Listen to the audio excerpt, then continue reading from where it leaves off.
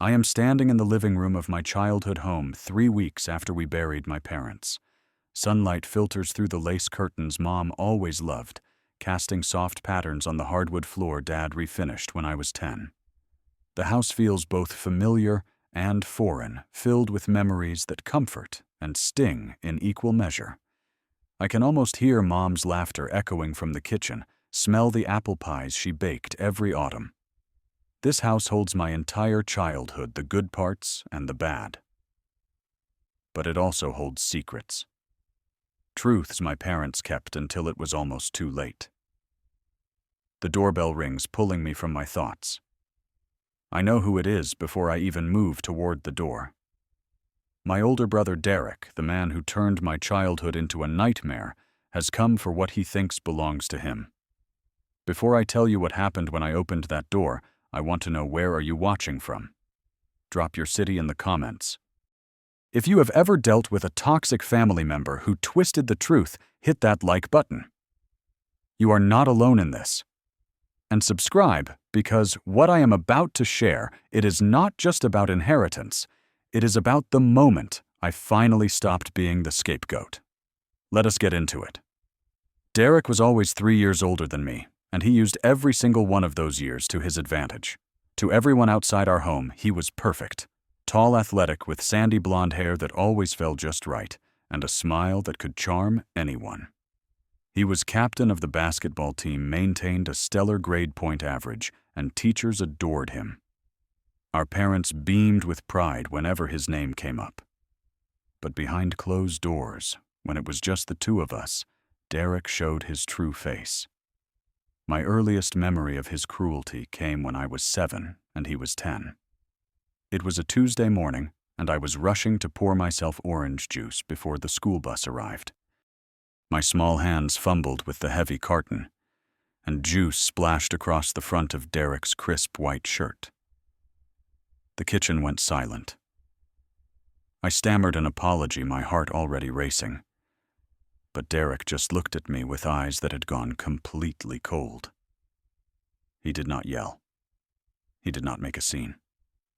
He simply nodded slowly and walked upstairs to change. I thought maybe he would let it go. That afternoon, he cornered me in my bedroom. His fingers wrapped around my upper arm, squeezing until I whimpered. He leaned down, his voice barely a whisper. "You are going to pay for this, little brother. And if you tell Mom and Dad, it will be worse." I believed him. I stayed silent. 2 years later, when I was 9, I won a trophy at my Little League baseball game. It was not much, just a small plastic figure glued to a marble base, but it was mine. I was so proud. I set it on my dresser right where I could see it first thing every morning. One afternoon, I came home from school to find it shattered on my bedroom floor.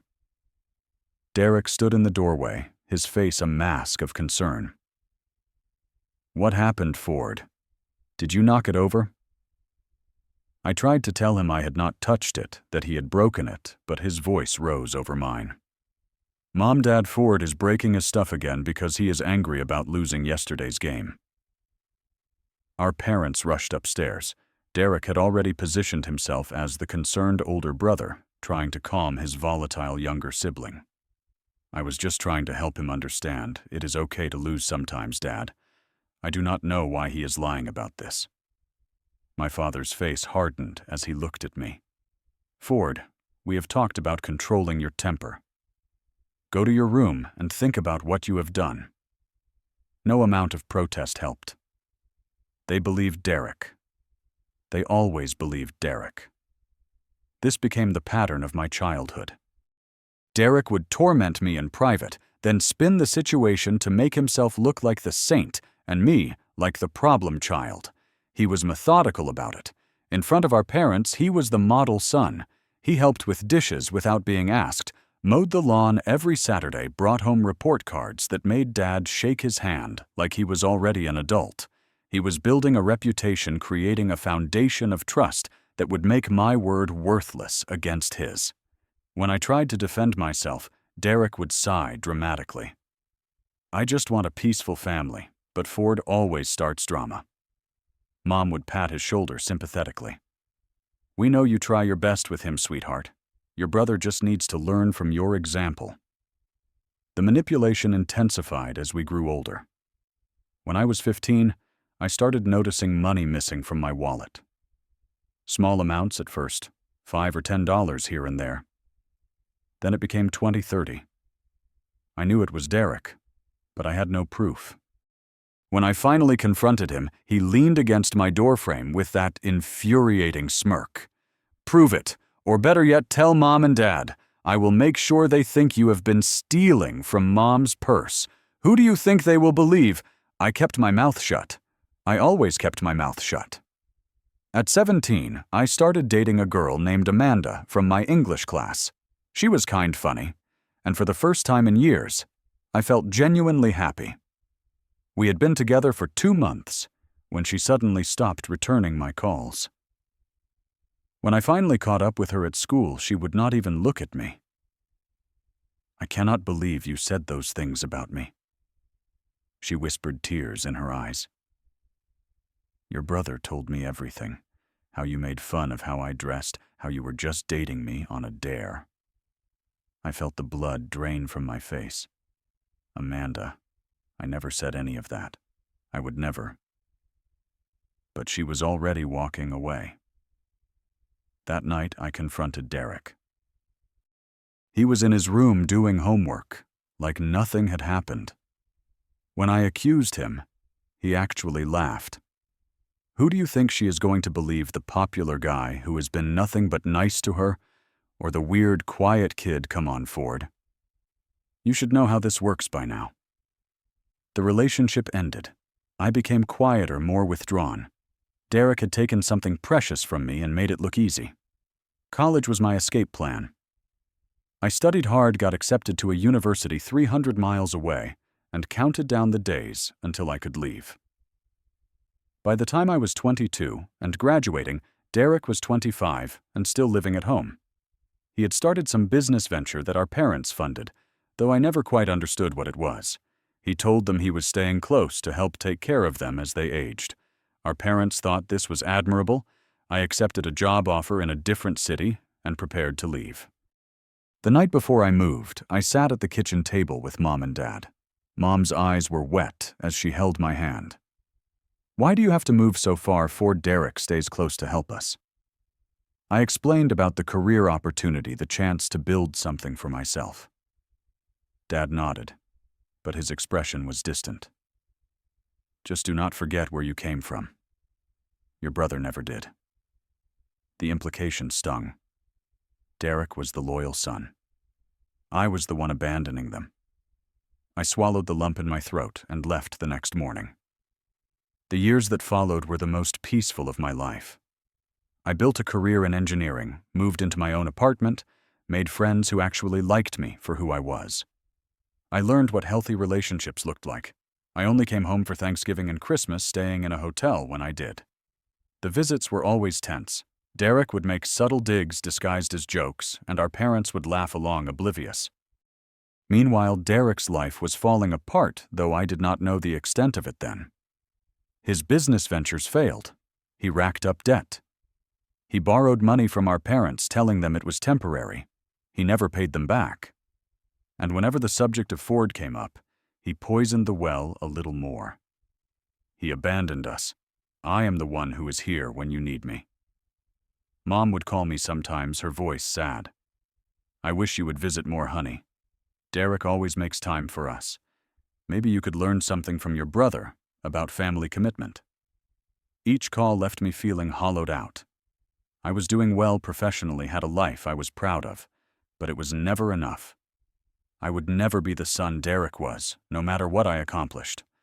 Then 1 week before Mom's 63rd birthday, everything changed.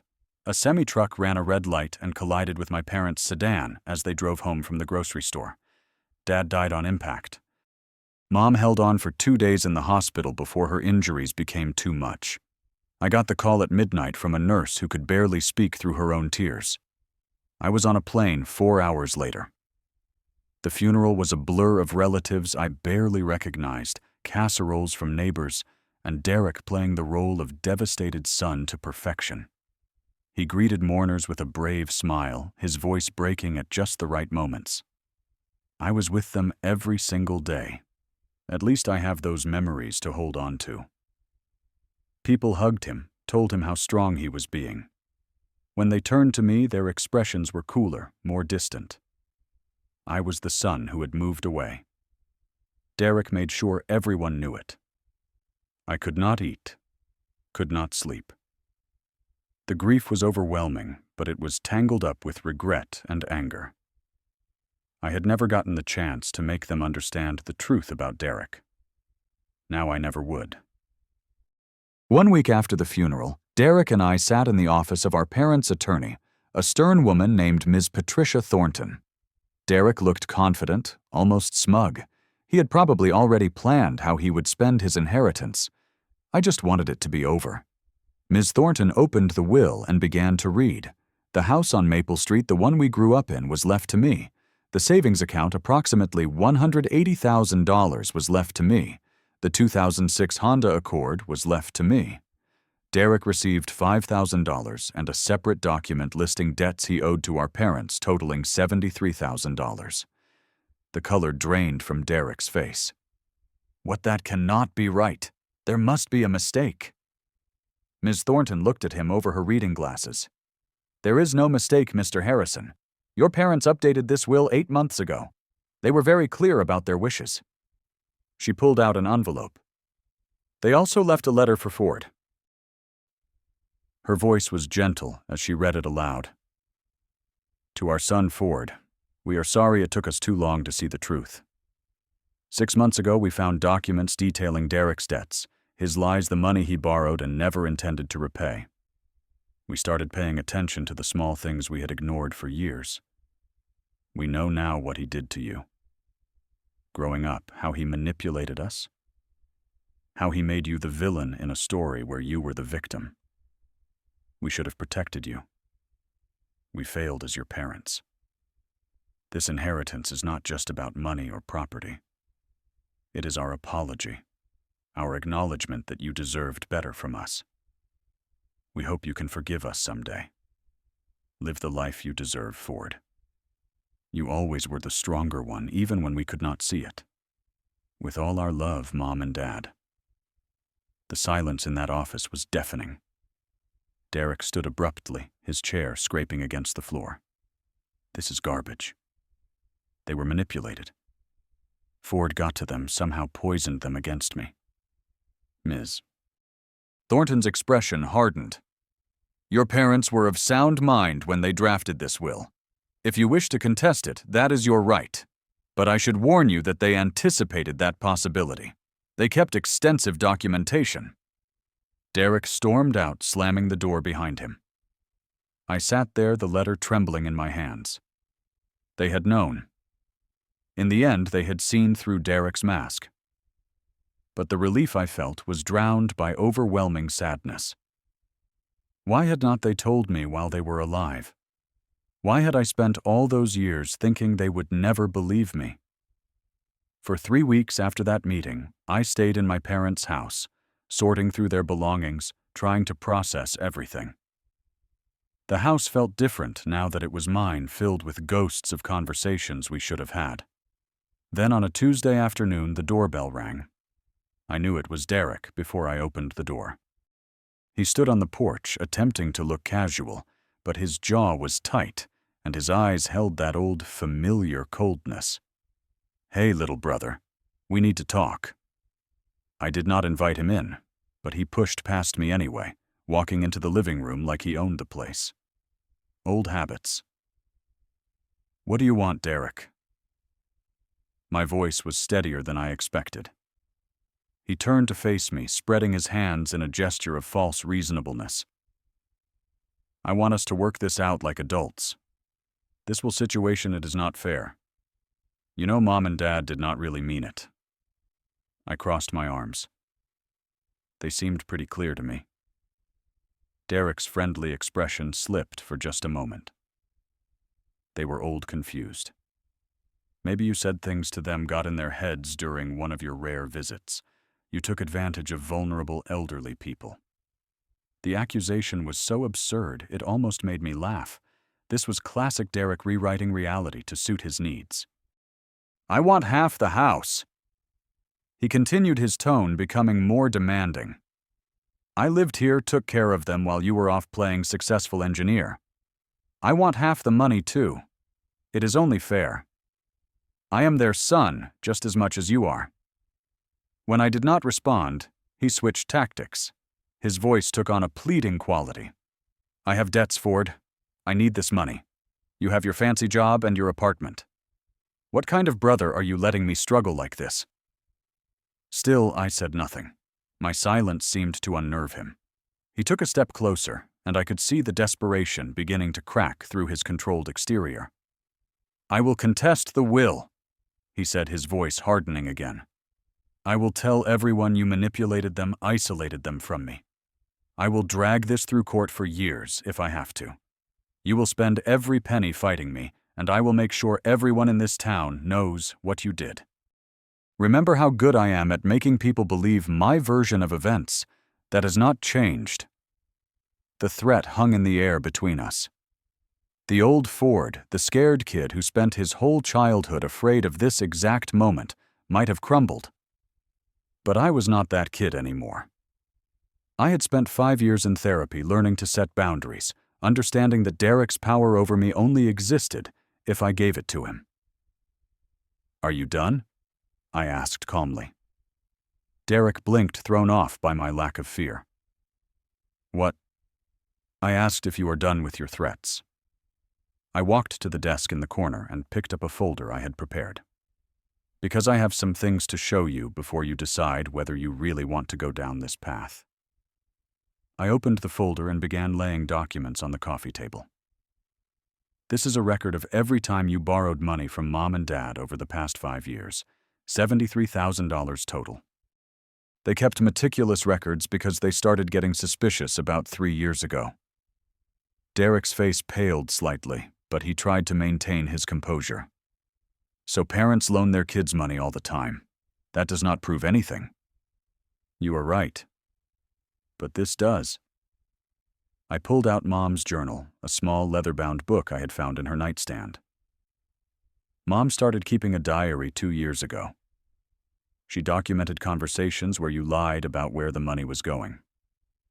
She wrote about how you promised to pay them back and never did. She recorded phone calls where you claimed to be in business meetings, but she could hear slot machines in the background.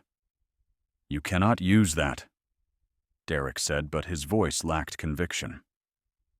"Can I not, because I also have these?" I laid out printouts of emails. "Dad started emailing with a private investigator 10 months ago. He had you follow Derek. He documented your trips to the casino, your meetings with loan sharks, the creditors calling the house looking for you. He knew everything." Derek sank onto the couch, his face ashen. For the first time in my life, I saw my brother look genuinely afraid. "There is more," I continued. "I spent the last 3 weeks consulting with both our parents' attorney and a prosecutor who specializes in elder financial abuse. What you did borrowing that money under false pretenses, manipulating them, draining their resources while they were alive. It is a crime. I have enough documentation to press charges if I choose to." "You would not," Derek whispered. "You do not have it in you." I leaned forward, making sure he could see. I meant every word. "Try me. You spent our entire childhood making me afraid of you. You isolated me, sabotaged my relationships, made me feel worthless. You made our parents believe I was the problem while you were actively stealing from them." "I am not that scared little kid anymore, Derek. That person does not exist." I stood up, towering over him as he sat hunched on the couch. "So here is what is going to happen. You have 2 choices. Choice 1 is you take the $5,000 Mom and Dad left you, which is far more generous than you deserve, and you walk away. You leave this town, you leave me alone, and you never contact me again. Choice 2 is I file every single piece of evidence I have with the district attorney's office. I will make sure everyone, and I mean everyone, knows exactly what you are. Your friends, your old teachers, every person in this town who thought you were some kind of golden child." Derek opened his mouth, closed it again. He looked around the room as if searching for an escape, some way to regain the upper hand. But there was none. "The prosecutors I spoke to were very interested in your case," I added. "Apparently, there has been a trend of adult children financially abusing their aging parents, and they are looking to make examples. You would be perfect." "This is not over," Derek finally managed, but the words were hollow. "Yes, it is." I walked to the front door and opened it. "You have until noon tomorrow to make your decision. Take the money and go, or face the consequences. Either way, you are out of my life." Derek stood on shaky legs and walked toward the door. He paused in the doorway, trying one last time to find the mask of superiority he had worn for so long, but it would not fit anymore. I could see him for exactly what he was, a pathetic bully who had finally run out of victims. "Goodbye, Derek." He walked to his car without another word. I watched him drive away, then closed and locked the door. My hands were shaking, but not from fear. From relief. From the overwhelming realization that I had just stood up for myself in a way I never thought possible. I sat on the stairs, the same stairs where I used to sit as a kid, and cry after Derek hurt me, and I let myself feel everything. The grief for my parents, the anger at the years stolen from me, the pride at finally finding my voice. The next day, Ms. Thornton called to inform me that Derek had accepted the $5,000 and signed papers agreeing not to contest the will. He had moved to a different state within the week. I never heard from him again. I took 2 months off work to sort through my parents' belongings and decide what to do with the house. Every drawer, every closet held memories. I found photo albums with pictures of Derek and me as kids, back before the cruelty had fully taken root. I found more pages of Mom's journal, and reading them was both heartbreaking and healing. One entry dated 14 months before she died. Read, "I watched Ford and Derek at dinner tonight." Really watched. I saw Derek interrupt Ford 3 times, saw him dismiss Ford's stories about work, saw the way Ford's shoulders tensed whenever Derek spoke. How did I miss this for so long? How did I let my eldest son bully my youngest right in front of me? Another entry from 6 months later. "Talked to Derek's boss today. He does not have a boss. The company he claimed to work for does not exist. How many lies have we believed? I am afraid to count them. I look at Ford living 300 miles away, barely visiting, and I understand now. We failed him. We chose the liar over the truth teller, because the liar was better at performing love." I cried reading those words, sitting on my parents' bed, surrounded by their things. They had seen it. Finally, they had seen it. It did not erase the pain of all those years, but it mattered. It mattered so much. I started going to therapy twice a week, working through decades of trauma with a counselor who specialized in family abuse. She helped me understand that Derek's treatment of me was not my fault, that the manipulation I endured had real psychological effects, and that healing was possible, but would take time. I began renovating the house not to sell it, but to reclaim it. I painted over the dark blue walls of my old bedroom with a warm cream color. I tore up the old carpet and had hardwood floors installed throughout. I planted a garden in the backyard, something Mom had always wanted, but never got around to doing. Each change felt like erasing a painful memory and creating space for something new. 6 months after my parents died, I invited some friends from my old city to visit. We had a barbecue in the backyard, music playing from speakers I had set up on the patio. The house filled with laughter and warmth sounds it had not held when Derek lived there. One of my friends, a woman named Sarah, who worked at the same engineering firm, looked around with approval. "This place has good energy now," she said. "You can tell it is filled with love." I realized she was right. The house was no longer a museum of my painful childhood. It was becoming something else entirely. I started hosting a support group once a month for people dealing with toxic family dynamics. The first meeting I expected maybe 3 or 4 people. 12 showed up. We sat in my living room sharing stories, offering support, learning that we were not alone in our experiences. By the end of the year, we had helped 15 people set boundaries with abusive relatives, and 5 people had found the courage to go no contact with family members who refused to stop hurting them. The house that had held so much pain was now holding healing, not just for me, but for others too. I thought a lot about forgiveness during that first year. People kept asking if I had forgiven Derek, and I did not have a simple answer. Forgiveness, I learned, does not mean forgetting what happened. It does not mean letting someone back into your life to hurt you again. For me, forgiveness meant releasing the hold that Derek's cruelty had on my heart. It meant choosing not to carry anger that only poisoned me. I wrote Derek a letter I never sent. I poured every feeling onto those pages, everything I had never been able to say.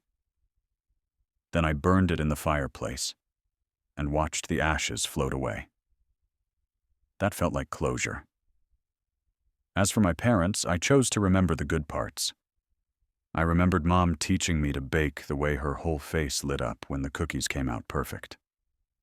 I remembered Dad showing me how to change a tire, his patient hands guiding mine. They had made terrible mistakes, believed the wrong son for far too long, but in the end, they had tried to make it right. That had to count for something. A year and a half after they died, I was living fully in the house. I had been promoted at work and was able to do most of my job remotely. I started dating again, met a woman named Grace, who was a teacher at the local elementary school. When I told her my history with Derek, she listened without judgment, then took my hand. "Thank you for trusting me with that. I promise I will never make you prove yourself to me. Your word is enough." I nearly cried hearing that. My word was enough. What a radical concept. The support group continued to grow. We had outgrown my living room and moved to a community center meeting twice a month now. People shared their stories of setting boundaries, of choosing themselves, of learning that family is supposed to lift you up, not tear you down. I facilitated these meetings, and every single one reminded me how far I had come. One afternoon, I was having coffee at a shop 2 towns over when I saw Derek. He was thinner, older looking than his years should have made him. Our eyes met across the crowded cafe. For a moment, neither of us moved. Then I nodded, just a small acknowledgement that I had seen him, and I turned back to my book. I did not feel anger. I did not feel fear. I felt nothing but a distant sadness for the brother I might have had if he had chosen differently. When I looked up again, he was gone. That night, I thought about the inheritance. The money was helpful, certainly. It had allowed me to renovate the house, take time off work, to heal, start the support group. But the real inheritance was not the house or the savings account. It was the letter. It was my parents' final gift of validation, their acknowledgement that I had been telling the truth all along, their permission to stop carrying guilt that was never mine to bear. They had given me something Derek could never take away, the knowledge that I was seen, believed, and loved. Sometimes the people who hurt us the most teach us the most valuable lessons not through their love, but through their absence of it. Derek taught me that blood does not guarantee loyalty, that being family does not excuse cruelty, that sometimes the kindest thing you can do for yourself is walk away from people who refuse to change. But more importantly, he taught me that I am stronger than I ever believed. Strong enough to stand up for myself. Strong enough to break the cycle. Strong enough to turn a house full of painful memories into a home full of hope. The house my parents left me, I could sell it tomorrow and never look back. But this strength, this peace I have built from the ground up, nobody can take that away. Not Derek. not anyone. And maybe that is the real inheritance they wanted me to have all along, the courage to finally choose myself. I'm standing in the garden, now the one I planted in their memory. The sun is setting, painting the sky in shades of orange and red. I am holding a cup of tea, watching the flowers sway in the evening breeze. There is a peaceful smile on my face, the kind that comes from deep within, from a soul that has finally found its way home. Not to a physical place, but to a sense of belonging within myself. I am home. Finally, truly home. Have you ever had to set boundaries with a toxic family member? How did you find the strength to choose yourself? Drop your story in the comments. I read every single one, and your experience might help someone else who is struggling right now.